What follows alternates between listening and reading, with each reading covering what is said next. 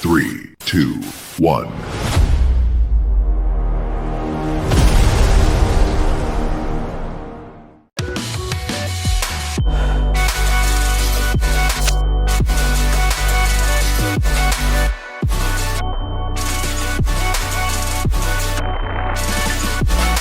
What's up, guys? Kind of a big deal videos. Paul here, and it's been a while since I put out one of these types of videos. However, we have several new videos on the channel, mostly podcasts that Joe Seaman and I put together on the Big Deal Little Joe channel. However, that had been taken down, so I've been re-uploading them. New podcasts are to come. Of course, we have great podcasts. One with Lee Priest and James Hollingshead and Ian Bellier and Terrence Ruffin, all on the same podcast. It was a little overly ambitious, but we got it done. And there is some good talking points in there and some good banter. Of course, Martin Fitzwater is also featured on the channel. We have the podcast with Martin, but I won't elaborate on the podcast. Also, if you want to check out my gym videos, I have gym review videos on Gold's Gym. I have videos on the Venice Beach, California, because I was recently in California. So Muscle Gym in Venice. A whole video about Venice. It's great. I also have some gym review videos on some local gyms, Heavyweights Gym, and 613 Building and Powerlifting Gym in Ottawa, Ontario. So check those out if you have a chance. Today I wanted to talk about something that will happen to all of you, and that is aging and bodybuilding after 45. So, you know, at 45, that's how old I am. I'm actually going on 46. I still train really hard, but what's changed is the way I recover. I never thought that would have changed, but things have changed in the sense where with age, recovery, neuromuscular fatigue, you know, that takes longer and includes, you know, muscular fatigue and what I think is central nervous system fatigue. And that's really what I want to talk about. So what's changed? And instead of focusing on, you know, my normal splits, I might expand, and I mostly go by feel. I don't really have a standard time frame where I switch and alternate my workouts. For instance, I came back from California about a month ago, and I went ham on the body group splits because I had been doing full body before going to California because I didn't want to be tired. I wanted to be ready and well. I was leaning out. I wasn't going to put my all in to put on a little bit of mass. And the way I see it, if you're going to do body group splits, you're going to be eating a lot. You're going to be putting on a lot of size. And effectively, you're going to be lifting heavier weight. And that, for me, comes with, you know, neuromuscular fatigue, but also this nervous system fatigue that overtakes me. No matter how many days I take in between, that said, I don't like taking many days off. Still a fault of mine at 45, where I should know better. But why full body works for me more than body group splits?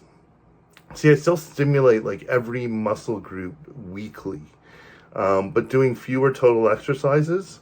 I will also use and select less demanding exercises.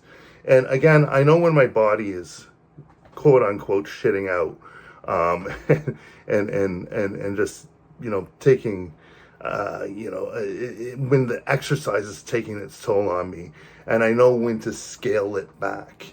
So again, for about a month, I went really hard, and maybe a month was even too long. I could feel the signs about 4 weeks in, but I wanted to put a good 4 weeks of full body workouts where I was doing full back, full chest, shoulders, arms, and then legs, quads, and hamstrings.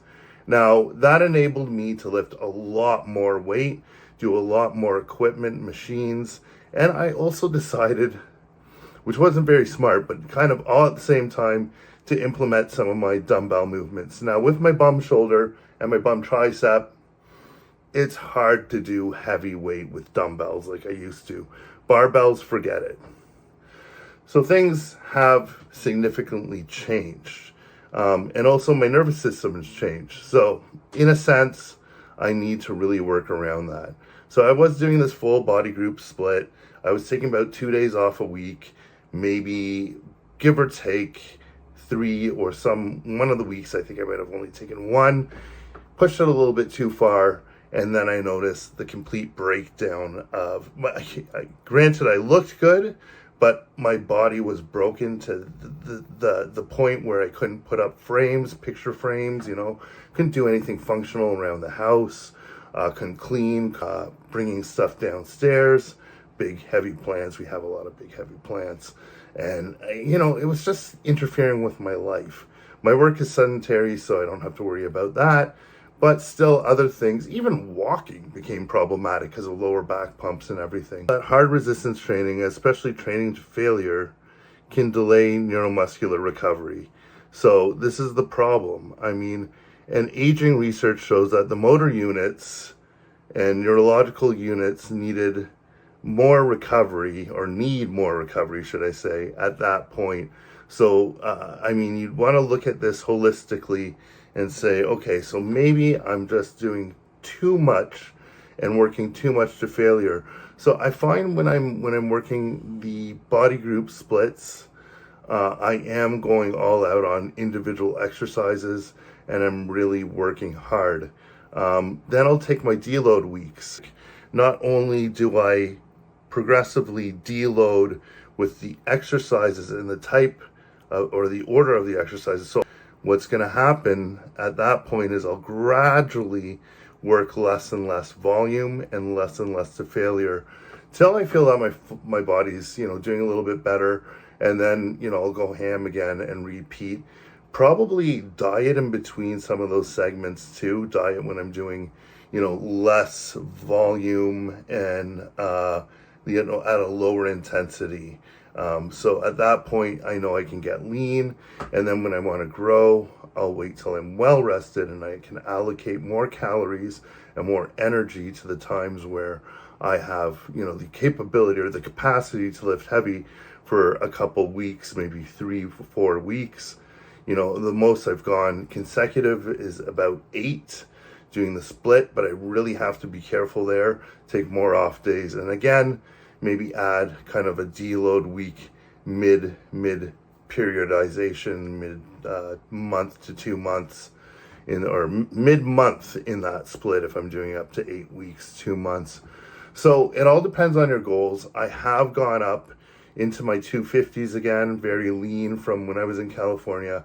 I was in my high 220s, and I was a little bit leaner. I'm probably carrying more water now because I'm having a significant amount, or I've increased my carbs by a significant amount. But, in terms of changes, the other thing is I've been lifting really heavy, putting that volume in. So there was a lot of inflammation. There was a lot of fatigue. And I don't have as much time to sleep during the day. And I'm, getting older. So I think you really have to figure out a strategy how to maintain, this neuromuscular fatigue and your nervous system, like nervous system fatigue overall, so you can get through several workouts and you can gain size, then cut back. And you have to do this strategically, because things are, and I'll tell you this, even my diet is infinitely sharper than when I was younger, because things are getting more and more difficult with time. And the way I retain water, is a little bit different than when I was in my early 30s and mid 30s. So I just want you guys to kind of think about this. And I'd like to hear from older gentlemen, because I know I have a lot of viewers who are over 40. What do you guys do for your training splits? And how do you mitigate damages that you get from muscular fatigue and whatnot? Whatever you do as a training split right now, what you feel comfortable with. Do you have injuries? Do you not? I know I'm working around injuries. That's another thing that comes with age. Yeah, comment below and let me know what your current splits are, and we can have a discussion here. And following up in my next videos, we're going to look at guys, and you see my old school wall of fame here. So I have over here, I have Mike Menser. I have Sergio over here. Not so old school, but I have Kevin Ravone over here.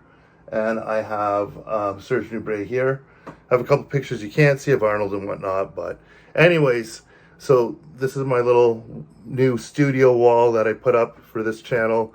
Hope you guys like it. But we're going to be talking about the old school greats and how they trained. I heard Albert Beckles would train all day. I heard that Serge Nubret would train all day. So these are things I really want to talk about. And I really want to talk about their training methodologies and why it might have worked for them. So anyways, I hope you guys are interested in the next videos. Kind of a big deal. Peace. 3, 2, 1.